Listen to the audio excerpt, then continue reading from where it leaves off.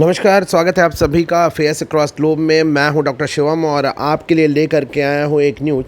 19 जून 2026 को स्कॉटलैंड के एडिनबर्ग में हमारे शल्य चिकित्सा के जनक महर्षि सुश्रुत की एक कांस्य प्रतिमा का अनावरण किया गया। ये भारत के केवल चिकित्सा के क्षेत्र में बढ़ते हुए, केवल भारत ही नहीं विदेशों में भी बढ़ते हुए एक उपलब्धि को दिखाता है।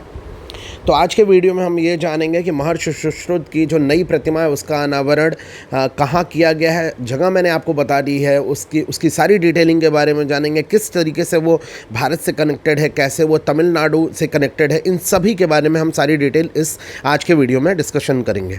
ठीक है, तो अगर हम देखें तो यहाँ पर सारी चीज़ें लिखी हैं कि ये 2500 वर्ष पुरानी विरासत है और दुनिया का मार्गदर्शन आज की डेट में भी कर रही है। ठीक है, इन सभी की डिटेल हम इस वीडियो में जानेंगे, तो आप अंत तक बने रहिएगा, मैं आप तक ये पूरी जानकारी पहुंचाऊंगा।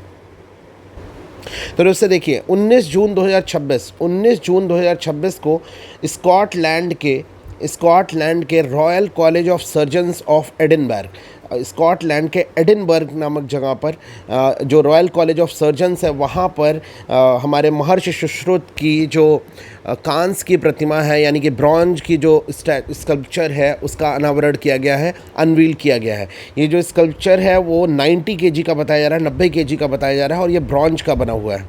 ब्रॉन्ज मतलब हो गया कॉपर और टिन का एक विशेष तरह का एलॉय है। कॉपर और टिन का एक विशेष तरह का एलॉय है जिसे हम ब्रॉन्ज कहते हैं। ये जो प्रतिमा बनाई गई है वो कास्टिंग प्रोसेस के थ्रू बनाई गई है। बस इस कास्टिंग प्रोसेस को जो कहते हैं वो ये कास्टिंग प्रोसेस जो है वो स्पेशली लॉस्ट वैक्स प्रोसेस है, लॉस्ट वैक्स प्रोसेस। और ये तमिलनाडु के कुंभकोणम करके जगह है, वहाँ के स्वामी मलाई फेमस स्कल्पचर, स्वामी मलाई के जो फेमस स्कल्पचर हैं या मूर्तिकार हैं उनका नाम है रघुवंतम स्थपति या सतपति। इनके मार्गदर्शन में इनकी टीम के द्वारा बनाई गई है। जो तमिलनाडु का कुंभकोणम का स्वामी मलाई जो जगह है वो अपने इसी लॉस्ट वैक्स प्रोसेस के लिए स्पेशली पूरे देश भर में, पूरे विदेशों में जाना जाता है। वो उनकी स्पेशलिटी है कि जितनी भी क्रिटिकल या जितने भी इंट्रिकेट शेप्स होते हैं, जितने भी कठिन से कठिन स्कल्पचर होते हैं, उसको ये विशेष करके लॉस्ट वैक्स प्रोसेस के थ्रू और अपने ब्रॉन्ज के यानी कि कांस्य के प्रतिमा में उसको अनावरित करते हैं, कांस्य की प्रतिमा में उसको ढालते हैं। जो अगर मैं स्वामी मलाई जगह की बात करूं तो वो एक सब अर्बन टाउन है तंजावुर डिस्ट्रिक्ट का, सब अर्बन टाउन है तंजावुर डिस्ट्रिक्ट का। और ये किस नदी के किनारे स्थित है? एक कावेरी रिवर के किनारे में स्थित है। तो आपने ये देख लिया कि किस तरीके से हमारे देश में ही नहीं, हमारे विदेशों में भी मतलब विदेशों में भी आज से 2500 साल पुराने विज्ञान को, जो शल्य चिकित्सा का विज्ञान था, जो कि भारत में महर्षि सुश्रुत के द्वारा उसे आगे बढ़ाया गया था, उसको आज भी विदेशों में उसकी मान्यता मिल रही है, आज भी उसको रिकॉग्नाइज़ किया जा रहा है। ठीक है, इसके बारे में थोड़ा सा और समझते हैं। तो मैंने सारी डिटेल यहाँ पर आपके लिए ले आया हूँ मैं। तो महर्षि सुश्रुत को भारतीय शल्य चिकित्सा का जनक के रूप में माना जाता है। भारतीय शल्य चिकित्सा का जनक, शल्य मतलब हो गया सर्जरी के रूप में इनको बेसिकली सर्जरी के जनक के रूप में माना जाता है, फादर ऑफ सर्जरी माना जाता है, भारतीय चिकित्सा के जनक के रूप में माना जाता है। इनका जो जीवन काल था, जिस ड्यूरेशन में ये थे, वो ऐसा माना जाता है कि 600 BC से लेकर के 1000 BC के बीच का माना जाता है। ये जो मतलब जो महर्षि सुश्रुत थे, इनको भगवान धन्वंतरी जो भगवान धन्वंतरी थे उनका इनको डिसिपल या फिर उनको शिष्य माना जाता है। उन्हीं के शिष्य माने जाते हैं, जो भगवान धन्वंतरी थे उनके शिष्य माने जाते हैं। इन्होंने काशी, या जो आज की जगह, आज के नाम पे ये वाराणसी है, जो आज का नाम उसका वाराणसी है, वहाँ पे अपने चिकित्सा का अध्ययन किया, शिक्षण किया और अभ्यास किया। वहाँ पे प्रैक्टिशनर भी थे। इनकी जो महान कृति है, जो एक ग्रंथ लिखा, उसको हम लोग सुश्रुत संहिता कहते हैं और प्राचीन भारत में शल्य चिकित्सा का प्रमुख ग्रंथ है। तो इनका जो ग्रंथ है वो है सुश्रुत संहिता। और ये इंडिया में जो शल्य चिकित्सा है या सर्जरी है उसका सबसे प्राचीन या सबसे प्रमुख ग्रंथ माना जाता है। इसको 184 अध्यायों में विभाजित किया गया है। 300 से अधिक शल्य चिकित्साओं का वर्णन किया गया है इसमें। 120 से अधिक शल्य यंत्रों का वर्णन मिलता है।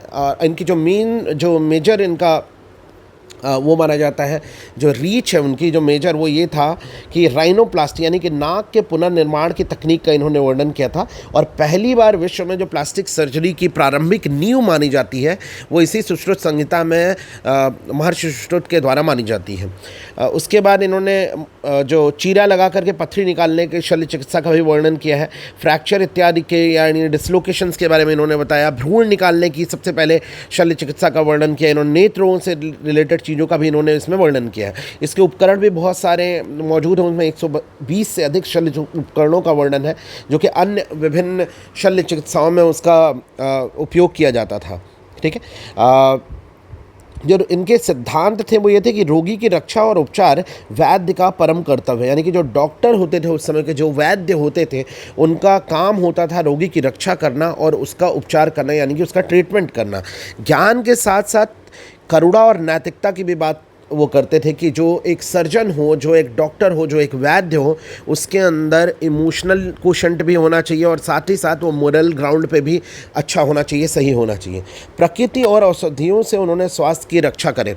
यानी उन्होंने कहा कि नेचर में जो चीज़ें अवेलेबल हैं, जो पेड़ पौधे अवेलेबल हैं, जो जड़ी बूटियाँ अवेलेबल हैं, उससे लेकर के और जो औषधियाँ अवेलेबल हैं, उन सब से हम जीवन की रक्षा करें या किसी के स्वास्थ्य की रक्षा करें। व्यवहारिक अभ्यास और निरंतर अध्ययन से ही सिद्ध मिलती है। उन्होंने ये भी कहा कि अगर आप कंटिन्यूअसली किसी चीज़ को प्रैक्टिस करते हैं और अपने प्रिंसिपल्स पर टिके रहते हैं लगातार, तो आपको कोई ना कोई सफलता ज़रूर मिलेगी, सिद्ध ज़रूर मिलेगी। कुछ इस तरह की चीज़ें हैं। अब जो इसका वैश्विक प्रभाव है ये है कि क्या पड़ा उस समय कि सुश्रुत की शल्य चिकित्सा तकनीकों और उपकरणों का प्रभाव प्राचीन भारत से बाहर भी फैला, जिसने पुनर्निर्माण शल्य चिकित्सा, ऑर्थोपेडिक, नेत्र विज्ञान और अन्य चिकित्सीय क्षेत्रों को आकार दिया। उनके सिद्धांत और मानक आज भी विश्व भर के शल्य चिकित्सा शिक्षा का आधार है। वो माना जाता है कि पूरे थ्रू आउट द वर्ल्ड उसको रिकॉग्नाइज़ किया जाता है, आज भी उनको पढ़ाया जाता है। तो बेसिकली सुश्रुत के बारे में ये सारी चीज़ें डिटेलिंग थी। तो वो जो आर्टिकल है वो भी मैं आपको बता देता हूँ। Scotland honours 2500 year old surgical pioneer sage Sushruta with bronze statue in Edinburgh. तो एडिनबर्ग में, जैसे मैंने आपको बताया कि स्कॉटलैंड के एडिनबर्ग के रॉयल कॉलेज ऑफ सर्जन्स में आपके महर्षि सुश्रुत की 90 किलोग्राम की कांस्य प्रतिमा का अनावरण किया गया। उसकी और डिटेल हम जरा इस आर्टिकल में देखते हैं। यहाँ पर जो मेंशन्ड है उसके बारे में थोड़ा सा पढ़ लेते हैं। वो इनिशियली मैंने सारा कुछ आपको बता दिया कि Maharshi Sushruta was the ancient Indian physician often associated with some of the earliest record surgical practices. उनका जो समय माना जाता है वो माना जाता है मैंने बता दिया 600 BC से लेकर के 1000 BC के बीच में। साथ ही साथ उनको ये भी बताया गया कि उन्होंने वाराणसी में जो आज की काशी उस समय की थी, उस वाराणसी में उन्होंने प्रैक्टिस की। Sushruta legacy celebrated at the Royal College of Surgeons of the Edinburgh. ये आपको जान लेना है, इसके बारे में आपको पूछा जाएगा। और भी आप जानकारी एडिनबर्ग के बारे में जान सकते हैं उससे रिलेटेड, जो एग्जामिनेशन में आपसे पूछी जा सकती हैं। अच्छा, ये जो इनिशिएटिव है वो क्या है? इस स्कल्पचर के बनाने के पीछे का जो इनिशिएटिव लिया था वो प्रोफेसर चंद्र चेवेरू ने लिया था। चंद्र चेवेरू और उनके परिवार ने लिया था, जो कि इंडियन बॉर्न ब्रिटिश सर्जन है, एक बड़े सर्जन है। The idea has brought to life with the help of college and the rest of the medical fraternity. ये जो आइडिया था, उनका जो कॉलेज है जहाँ पर वो सर्जन है और साथ ही साथ उनका जो मेडिकल फ्रेटर्निटी है, यानी कि जो चिकित्सा वर्ग के लोग हैं, उनके साथ मिल करके इस आइडिया को उन्होंने पिक्चर में ले आया। अब देखिए, ये बढ़ते हुए भारत के और स्कॉटलैंड के बीच में जो चिकित्सा के क्षेत्र में चिकित्सा सेवा और चिकित्सा शिक्षा के क्षेत्र में बढ़ता हुआ जो उनका परस्पर समन्वय है, उसको भी यह दर्शाता है। ठीक है, और थोड़ी सी जानकारी इसके बारे में देखते हैं कि इस स्कल्पचर को किसने बनाया था उसको देख लेते हैं थोड़ा सा डिटेल में। The statue was donated, Cheveru family ने इसको डोनेट किया था।